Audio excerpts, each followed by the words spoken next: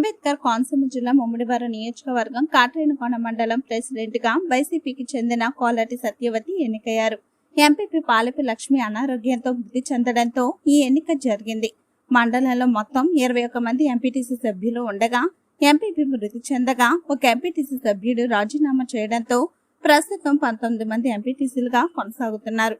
వీరిలో 16 మంది వైసీపీకి చెందిన వారు కాగా మిగిలిన 3 తెలుగుదేశం పార్టీకి చెందినవారు. తెలుగుదేశం పార్టీకి బలం లేకపోవడంతో వారు ఎన్నికల్లో పాల్గొనలేదు. వైసీపీ నుండి కూడా 2 ఎంపీటీసీ సభ్యులు గైహాజరయ్యారు.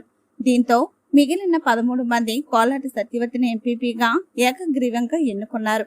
బీసీ సామాజిక వర్గ మహిళకు కేటాయించిన స్థానానికి మత్స్యకార సామాజిక వర్గం చెందిన కోలాటి సత్యవతిని ఎంపీపీగా ఎన్నుకోవడంతో ఇంతవరకు జరిగిన ఉత్కంఠకు తెరపడింది.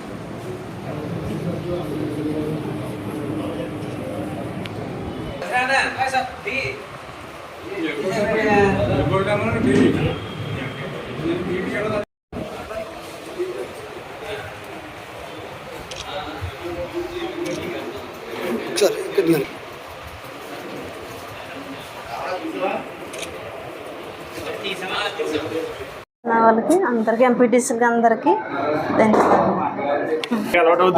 అందరికీ నమస్కారం.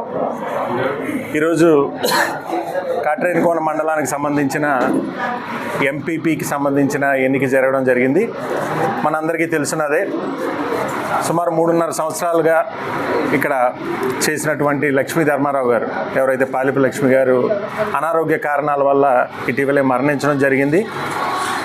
దానికి అనుగుణంగానే ఏదైతే ఈ రాష్ట్ర వ్యాప్తంగా ఉన్న ఖాళీ అయినటువంటి ఎంపీపీ స్థానాలన్నింటికీ కూడా ఎన్నిక ఈరోజు జరగడం జరిగింది. దానిలో భాగంగా కాట్రేనికోన సంబంధించి ఇవాళ మనకి ఇక్కడ ఎంపీటీసీలు అందరూ కూడా పార్టీ నిర్ణయించినటువంటి పాలెపు కోలాటి సత్యవతి గారిని ఇవాళ ఎంపీపీగా ఎన్నుకోవడం జరిగింది. పార్టీ నిర్ణయానుసారం పార్టీ ఏదైతే నిర్ణయించిందో, ఇవాళ పార్టీ నిర్ణయించడం అంటే ఈ మండలంలో ఉన్నటువంటి పెద్దలందరూ కూర్చుని ఏదైతే గతంలో చేసినటువంటి ఏదైతే సామాజిక వర్గం ఇక్కడ అగ్నికుల క్షత్రియులు ఎవరైతే చేశారో ఆ సామాజిక వర్గానికి సంబంధించి సుమారు 3.5 సంవత్సరాలు చేశారు. దానికి కొనసాగింపుగా అదే సామాజిక వర్గానికి సంబంధించిన కోలాటి సత్యవతి గారిని ఇవాళ నిర్ణయించడం జరిగింది. అలాగే ఏకాభిప్రాయం అందరూ కూడా ఎంపీటీసీలు అందరూ కూడా ఏకాభిప్రాయంతో ఈ నిర్ణయం తీసుకుని ఇవాళ ఎన్నిక లాంఛనంగా ఇవాళ పూర్తి చేశామని ఎంపీపీగా కొనసాగించడం జరుగుతుంది. ముఖ్యంగా నిన్న జరిగిన పరిణామాలు మీ దృష్టిలో కూడా పెట్టాలి. ఏదైతే నిన్న ఒక సామాజిక వర్గానికి సంబంధించి కొంతమంది నా మీద కొన్ని అభియోగాలు చేయడం జరిగింది. నేను ఒకటే చెప్పదలుచుకున్న వాళ్ళందరికీ కూడా, ఇవాళ ఎక్కడ కూడా పొన్నాటి సతీష్ ఏ రోజు కూడా ఒక సామాజిక వర్గాన్ని కించపరచాలనో వాళ్ళకి ప్రాధాన్యత తగ్గించాలనో ఏ రోజు చూడలేదు.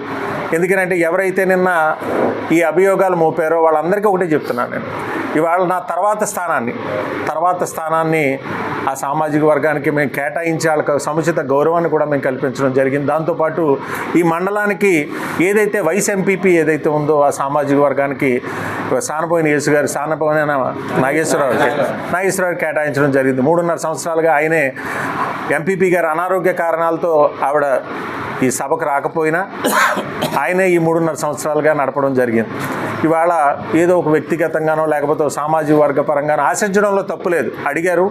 కానీ దానికి ఇవాళ నా ఒక్కడి నిర్ణయంతో ఇవాళ పార్టీ అనేది అన్ని కులాలకి సంబంధించిన వ్యవహారం. పార్టీ ముందుకు నడవాలంటే అందరూ సహకరించాలి.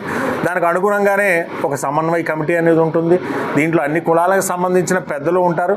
ఇవాళ వాళ్ళందరి నిర్ణయాన్ని ఇవాళ అమలు చేయాల్సిన బాధ్యత నా మీద ఉంటుంది. ఒక సమన్వయకర్తగా ఈ నియోజకవర్గానికి వాళ్ళ నిర్ణయాన్ని ముందుకు తీసుకెళ్లాల్సిన బాధ్యత నా మీద ఉంటుంది. దానిలో భాగంగానే మొదటిగా నియోజకవర్గంలో ఉన్న సమన్వయకర్తలు ఎవరైతే ఉన్నారో, ఎవరైతే ఈ కమిటీ ఏదైతే ఉందో వాళ్ళ నిర్ణయం తీసుకున్నారు. దానికి అనుగుణంగానే ఏదైతే ఇక్కడ ఉన్న ఎంపీటీసీలు అందరి అభిప్రాయాలు సుమారు 14 మంది ఒకే రకమైన అభిప్రాయాన్ని వెలువచ్చడం జరిగింది.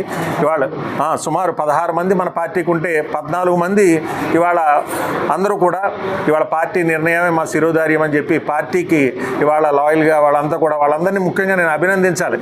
ఇవాళ మనం అనేక చోట్ల చూస్తున్నాం, ఇవాళ అమ్ముడైపోతున్న వాళ్ళని కొంతమంది చూస్తున్నాం, కొంతమంది భయపడో లేకపోతే నయానో భయానో కొంతమంది వేరే పార్టీలకు వెళ్ళిపోవడం మనం చూస్తున్నాం. ఇవాళ నేను చాలా గర్వపడుతున్న ఈ నియోజకవర్గంలో ఇవాళ వైఎస్ఆర్ కాంగ్రెస్ పార్టీకి సంబంధించిన ఎంపీటీసీలు అందరూ కూడా నిజాయితీగా ఎంత ప్రలోభ పెట్టినా కూడా వాళ్ళు కూడా ప్రలోభాలకి అవతల పార్టీ వాళ్ళు అన్న కానీ కొంతమంది మా ఎంపీటీసీలను కూడా ప్రలోభ పెట్టడానికి కూడా చూసినా ఎవ్వరు కూడా నిజాయితీగా వాళ్ళ పార్టీకి నిలబడి జగన్మోహన్ రెడ్డి గారి వెంటే మా ప్రయాణం అని చెప్పి ఏదైతే ఇవాళ వాళ్ళు నిలబడ్డారో మనస్ఫూర్తిగా వాళ్ళందరికీ కూడా కృతజ్ఞతలు తెలియజేస్తున్నా. ఖచ్చితంగా ఏదైతే జగన్మోహన్ రెడ్డి గారు పైన పెట్టుకున్నటువంటి నమ్మకాన్ని వీళ్ళంతా కూడా రేపు భవిష్యత్తులో మళ్ళీ మా అన్న ముఖ్యమంత్రిగా ఈ రాష్ట్రాన్ని పరిపాలిస్తారని చెప్పి ఏదైతే ఆ నమ్మకాన్ని వాళ్ళందరూ కూడా ఏదైతే వెలుబుచ్చారో ప్రజలు కూడా ఖచ్చితంగా రేపు రాబోయే రోజుల్లో చూస్తున్నారు. కూటమి ప్రభుత్వ పరిపాలన చూస్తున్నారు. ఇవాళ ఇచ్చిన హామీ ఏది కూడా అమలు చేయకుండా సుమారు సంవత్సర కాలం గడిచిపోయింది. రేపు భవిష్యత్తులో ఖచ్చితంగా 2029లో జరిగే ఎన్నికల్లో మన ప్రభుత్వం ఖచ్చితంగా వైఎస్ఆర్ కాంగ్రెస్ పార్టీ అధికారంలోకి రావడం ఖాయం.